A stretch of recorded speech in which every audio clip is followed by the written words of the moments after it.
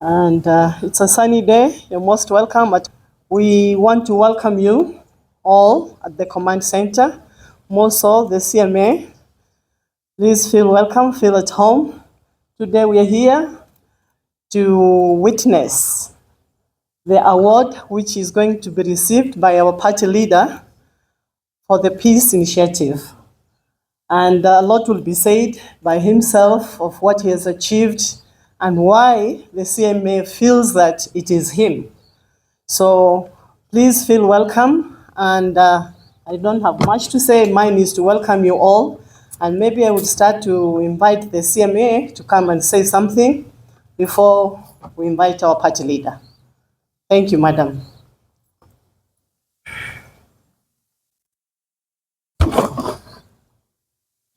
Thank you very much, Madam Senator. A very good afternoon, ladies and gentlemen. Good afternoon, Your Excellency, and thank you for the invite. I see a lot of members of Parliament. It's my first time to be in your presence, but soon we're visiting you too from CMA.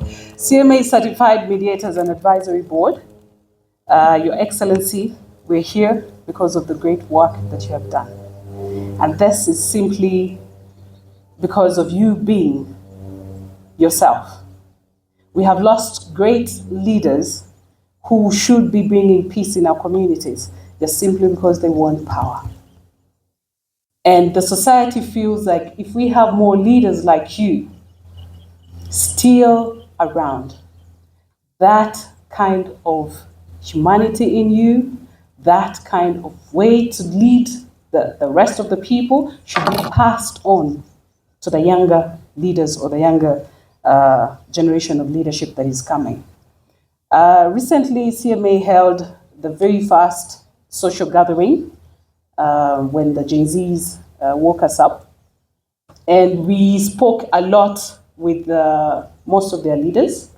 We also managed to meet other leaders on the political side, because our main goal or the biggest objective for CMA is to build a bridge between society and governance. And the name that kept coming on and on as the only man respected in politics, at the same time by the society, is you, Your Excellency, Kalonzo. Keep it up, sir. And the award is here just for that. Kindly keep it up. Let the other leaders learn from you. Thank you very much.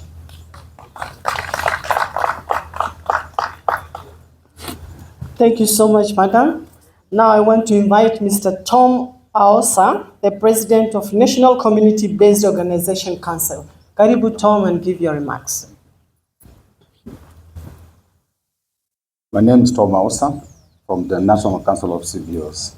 Your Excellency, I'm very proud to be here to talk to you today and to see you in person. I've been seeing you in news and in many good things that you've been doing. What you did in Southern Sudan that brought us to this point is a regional thing that made Kenyans very proud and people all over the world about your participation in that process of bringing peace and eventually freedom, or people getting their country from the other side. We have been having a lot of consultations before you were chosen as the winner of this award. Many names came up. Very senior names, I don't want to mention them.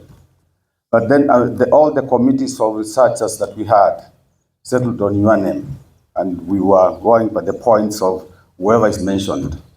We did that within a month, but we did extensive research. Many people won this award, including PLO Lumumba, Senator Okia Omtata, Koki Muli, Doctor and Ambassador, and many other people. The TNC also, we had Anifa Hadan won the award, and many other people won this award. This was the first award in East Africa, and this is a regional award that will be given to winners annually.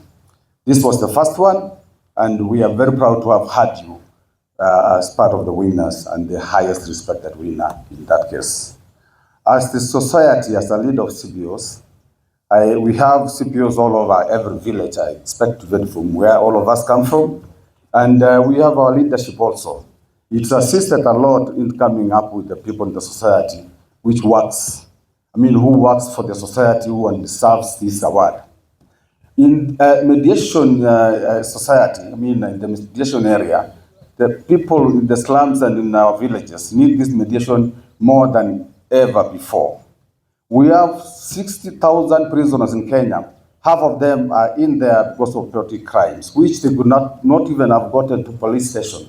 They could have mediated within themselves to make sure that they solve it and move on. We cannot have children who are around 17 years and 18 years in prison because maybe even the fine they were given is 3,000, but the family cannot afford. So they end up doing the case for 10 years. They cannot attend school. Their active age is gone because of things we could have sorted otherwise within the family. As a CPO council leader, I've had a discussion with CMA to have our people from the villages trained. They will cater for the training cost so that mediation can start from the grassroots and change the lives of people. We have 3,000 women in prison. Half of them are under the age of 30 years old. They need to start families. How can they start families in prison? We have kids who have been born in prison, raised in prison because of their parents or the mother was involved in a very petty crime, which otherwise they forgave each other back home, but still the case is in the court because it's now at the level where law is applied. It's difficult to mediate within them. I stand here believing that this is the beginning of serious mediation and peace within the communities. I also believe in you because you have members in parliament, you have members in the Senate, like this friend of mine here, serious senators you have in parliament. There is a way you can pass the message we have through your members of parliament. We all know what is happening in Kenya today politically, but having you and you have a team behind you, civil society has different voices coming from every quarter, very good voices, but the voices are not coordinated. So we're even thinking, can we as civil society come together and form a certain union that can pass the message we have to you so that you can use your parliamentarians and senators to implement or to take it to parliament so that we have our voices heard. Approaching individual members of parliament becomes very difficult. We have a few options. One of it is to come up with a shadow cabinet of civil society. That does not stop you from having you as an opposition leader. But ours is to consolidate the good voices of the GNCs, the other civil society leaders, so that we give to you as a document that can be discussed at a level where decisions are made. I hope with those few remarks, I want to thank you so much for creating time to come and receive this award. And I will invite my partner, senior partner, CMA Evelyn Bright, to come with the award so that we can award His Excellency.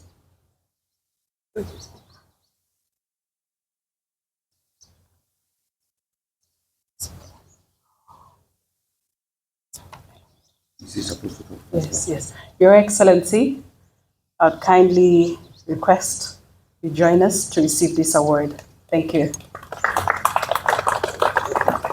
Looks very nice. Okay, where do I? Stand there. You have to be in the middle. I'll be in the middle. Yes. Okay. Okay. Here. Okay. Here. Wires everywhere.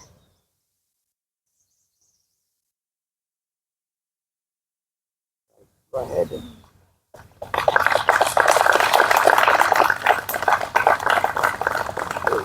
Thank you. Wow. Thank you, sir. Keep up the good work. Thank you. Wow. You can say a word or two. Wow. Thank you. Wow, it's actually written.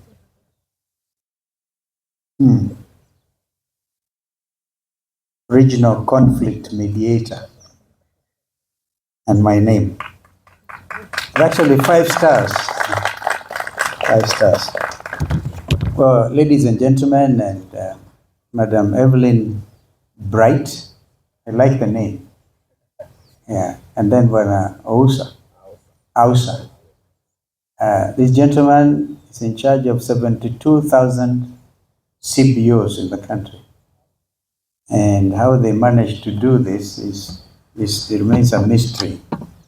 And CMA,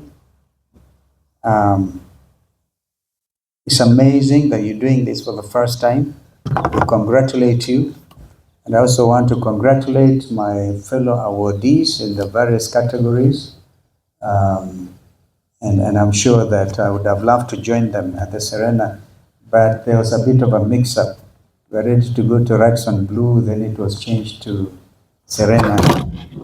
Be that as it may, we have a country to think about, to love, to uphold the principles that hold us together, basically the rule of law. And we have a region that is in dire need of mediation. And even before we go to the region, the country itself. I happen to be a certified mediator myself, and I went through a mediation course. And I'm sure that may not have been captured. But people remember that when we were given some jobs to do by two presidents, President Daniel Arap Moi, that time as a young foreign minister. And if you allow me to mention, Evelyn, you just mentioned to me that your grandmother is a famous Elizabeth Bagaya, who served as foreign minister in Uganda. And now she's doing regional work, literally. Can somebody hold this for me? Now that I've taken possession. So you see, you have that DNA of working for regional well-being, the integration of East Africans. I gather from Evelyn that the next stop will be Dar es Salaam in February. And I will want to bring on board people like my friend Jakaya Kikwete and others. And I remember that Kenyans and East Africans will have forgotten that I was actually given the responsibility by Bayao, believe it or not, by three presidents, President Yoweri Museveni, President Moi, and President Ali Hassan Mwinyi, to jumpstart the East African community. That time it was just cooperation. And I was the first chair of that ministerial tripartite commission. My colleagues were president at that time. Foreign Minister of Tanzania was Regasira. Kikwete had not even been appointed foreign minister. And Rugunda, who later became Prime Minister of Uganda, was also the foreign minister of Uganda. We worked with speed because we recognize East Africans made a terrible mistake when the East African community collapsed in 1977. Again, unknown to Kenyans and East Africans, Europe borrowed heavily a kind of example. And they went on to build today, you talk about European Union. First of all, it was a commission, the union.